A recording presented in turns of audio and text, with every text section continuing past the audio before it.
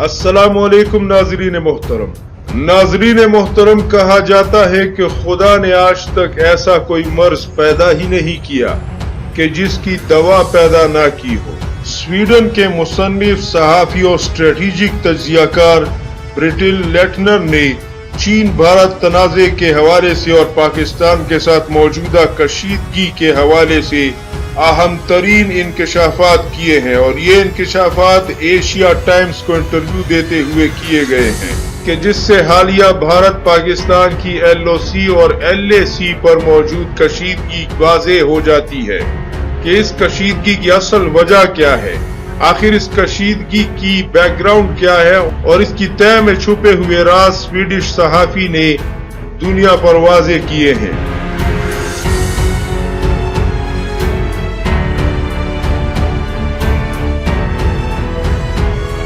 لیکن ناظرین محترم، اس اہم ویڈیو کو آگے بڑھانے سے پہلے تھوڑا آپ کو پس منظر میں لے جانا چاہتا ہوں. بھارت کی کٹر بندی سرکار جو کہ پاکستان میں دہشت گردی کروا کر اور کلبھوشن یادیو جیسے بدبختوں کو ایران سے بلوچستان میں دہشت گردی کی کارروائیاں کروانے کے لیے چین اور پاکستان کے سی پیک منصوبے کو ختم کرنے کے لیے بھارت نے ہزاروں جتن کیے. بھارت کی ہندوتوا سرکار نے نہ صرف افغانستان میں اپنے کونسلیٹوں کے ذریعے سے کلبھوشن یادیو جیسے ایجنٹوں کے ذریعے دہشت گرد کارروائیاں کروائی، بلکہ بم دھماکے کروائے، اور یہاں تک کہ کشمیر میں آرٹیکل 370 اور 35A کا خاتمہ کر کے طویل کرفیو نافذ کر کے پاکستان کو طیش دلانے کی کوشش بھی کی تاکہ پاکستان بھارت کے ساتھ یا تو جنگ میں الجھ جائے یا پھر دہشت گرد حملوں میں ایسا الجھ جائے کہ سی پیک کا گیم چینجر منصوبہ کبھی مکمل نہ ہو سکے اور پاکستان معاشی میدان میں ترقی کا خواب اور خود انحصاری کی منزل کو کبھی بھی شرمندہ تعبیر نہ کر سکے.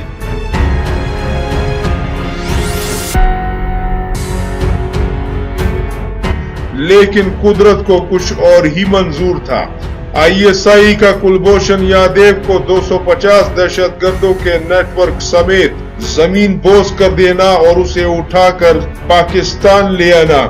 اور چین کا لداخ میں گھس کر قبضہ کرنا اور بھارتی ہندوتوا سینا کی درگت بنا دینا، چابہار بندرگاہ ایران سے چین اور پاکستان کا بھارت کا بستر گول کر دینا، بھوٹان کا بھارتی پانی بند کر دینا، نیپال کا بھارت کے ساتھ متنازع علاقوں میں گھس کر فوج بٹھا دینا، وقت کے ایسے بے رحم تھپڑ ہیں جو کہ بھارت ماتا کے گالوں کو مار مار کر ہر گزرتے دن کے ساتھ لال کرتے جا رہے ہیں.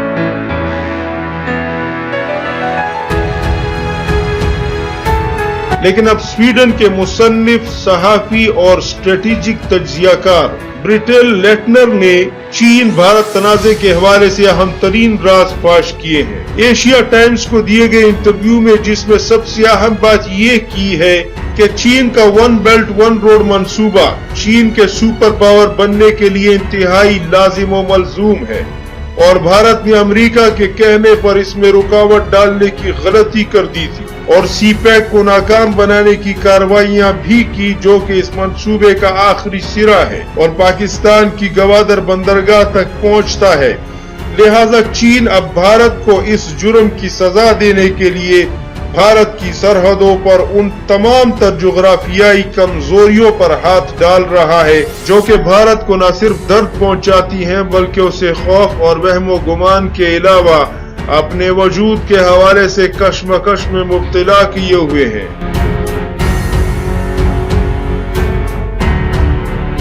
بھارت کی 7 ریاستوں کو ملانے والی 20 کلومیٹر کی مختصر پٹی اور ایک ایسا گلیارہ جس پر چینی فوج کا اتنی بڑی تعداد میں خطرناک ہتھیاروں اور جنگی طیاروں کے ساتھ بیٹھ جانا، نیپال کو سیاچن کے ایک راستے پر بٹھا دینا اور خود لداخ میں چین کا بیٹھ جانا، بھارتی سینا کو گھیر لینا،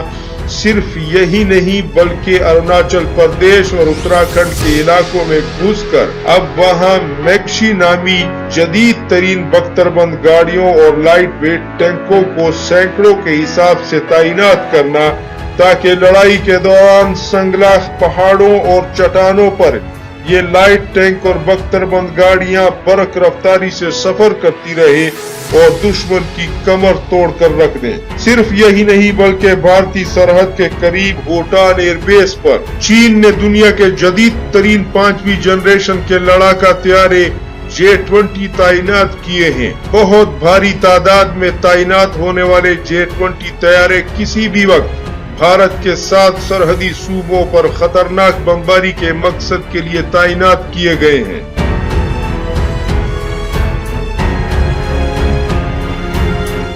سویڈش تجزیہ کار کے مطابق چین بھارت کے ان گنت بات چیت کی درخواستوں پر صرف دکھاوے کے لیے بھارت کے ساتھ مذاکرات پر آمادہ ہوا ہے، لیکن جب تک سی پیک پاکستان میں تیار نہیں ہو جاتا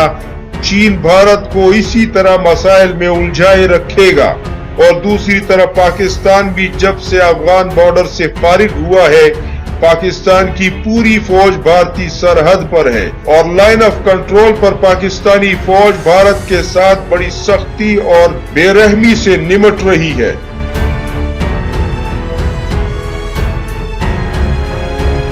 لہذا نریندر مودی کی احمقانہ پالیسیوں نے بھارت کو 2 ایٹمی طاقتوں کے بھنور میں پھنسا کر رکھ دیا ہے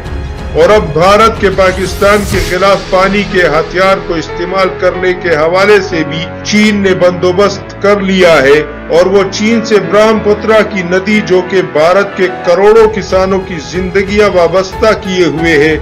چین اس پر نہ صرف ڈیم بناتا جا رہا ہے بلکہ اس پانی کو مکمل طور پر بھارت سے موڑنے کا منصوبہ بھی واضح کر چکا ہے۔ اگر بھارت پاکستان کے پانیوں پر روک لگانے کی کوشش کرے تو چین بھی اس بڑے منصوبے کا آغاز کر دے گا۔ لہٰذا یہ تمام تر وہ عوامل ہیں جو کہ بھارت کو ایک عجیب و غریب سے خوف اور کشمکش میں مبتلا کیے ہوئے ہیں، جس کی وجہ سے بھارت کو اس وقت اپنی خارجہ پالیسی کو مینٹین کرنا بھی مشکل ہوتا جا رہا ہے۔ یعنی بھارت کی سمجھ میں یہی نہیں آ رہا کہ وہ آیا چین کے ساتھ دشمنی کرے یا اس سے معافیاں پہلے مانگے، وہ پاکستان کے اوپر حملہ کرے یا پھر پاکستان سے تعلقات کو مناسب انداز میں مناسب لیول پر لے کر آئے،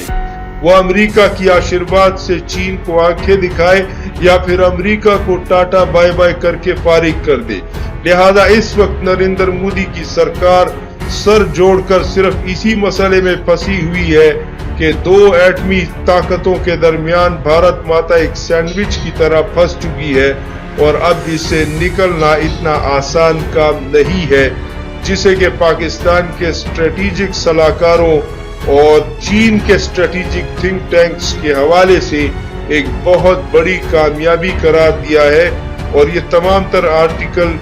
ایشیا ٹائمز میں بھی چھپا ہے جس میں سویڈش صحافی نے ان تمام تر باتوں کا اظہار کیا جو کہ چین کے دورے پر گئے ہوئے تھے۔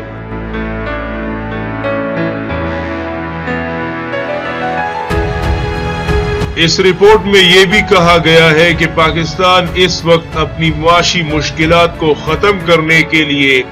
آسان اور تیز رفتار راستہ تلاش کر رہا ہے۔ اگرچہ سی پیک ایک بہت ہی زبردست بوسٹ ہوگا پاکستان کی معیشت کے لیے، لیکن جب تک سی پیک تیار ہو کر فنکشنل نہیں ہو جاتا پاکستان منی لانڈرنگ اور کرپشن جیسے معاملات اور معاشی نمو کی اصلاحات پر کافی کام کر رہا ہے،